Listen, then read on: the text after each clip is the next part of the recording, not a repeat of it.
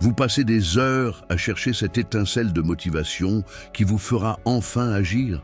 Et si je vous disais que vous vous y prenez à l'envers? La vérité, c'est que les personnes les plus productives au monde ne comptent pas sur la motivation. Elles utilisent quelque chose de bien plus puissant, des systèmes infaillibles. Aujourd'hui, je vais vous révéler comment construire le vôtre. Prêt à transformer radicalement votre façon de travailler? Commençons. Pourquoi les systèmes surpassent-ils toujours la motivation? Prenons un exemple concret. Imaginez deux personnes voulant se mettre à la course à pied. La première attend d'avoir envie de courir. La seconde programme simplement son réveil assis sèche, prépare ses affaires la veille et suit un plan d'entraînement affiché sur son frigo. Devinez qui va tenir sur la durée? La science est formelle. Selon une étude de l'University College London, il faut en moyenne 66 jours pour en créer une habitude. Mais avec le bon système, vous pouvez réduire ce délai de moitié. Passons maintenant aux 3 piliers d'un système anti-procrastination. Premier pilier, l'environnement. Votre cerveau est paresseux par nature. Profitez-en en créant un espace qui vous pousse à agir. Par exemple, si vous voulez lire plus, laissez un livre sur votre oreiller chaque matin. Deuxième pilier, les déclencheurs. Associez une action nouvelle à une habitude existante. Après mon café du matin, je médite 5 minutes. Simple, mais redoutablement efficace. Troisième pilier, le suivi. Utilisez un calendrier ou une app comme Habitica pour visualiser votre série. Rien ne motive plus que de ne pas vouloir briser une chaîne de succès. Maintenant, attaquons-nous au mythe de la volonté. Vous pensez manquer de self-control? Détrompez-vous. Une étude de l'American Psychological Association montre que notre volonté est comme un muscle qui se fatigue. La solution? Automatisez vos bonnes décisions. Configurez des virements automatiques pour épargner.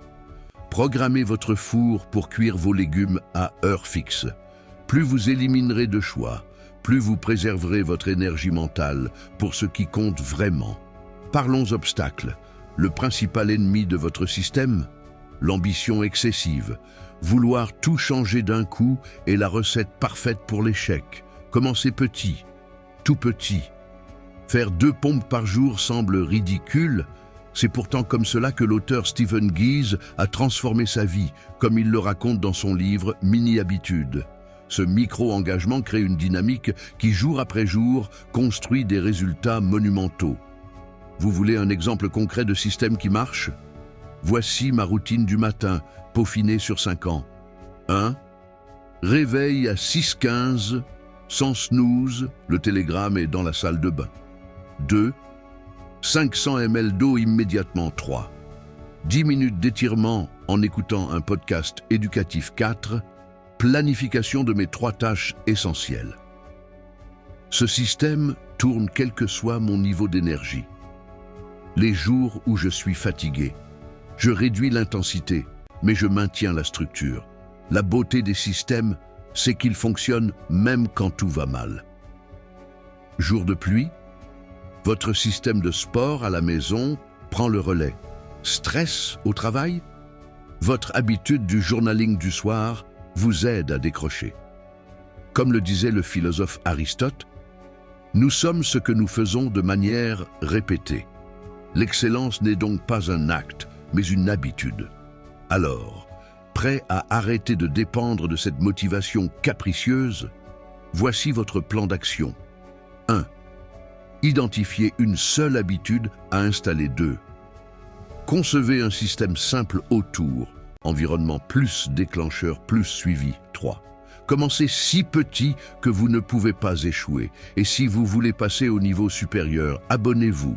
La semaine prochaine, je partagerai mon template ultime pour construire des systèmes personnalisés. Dites-moi en commentaire quelle habitude vous allez systématiser en premier. Et rappelez-vous, la motivation vient et part.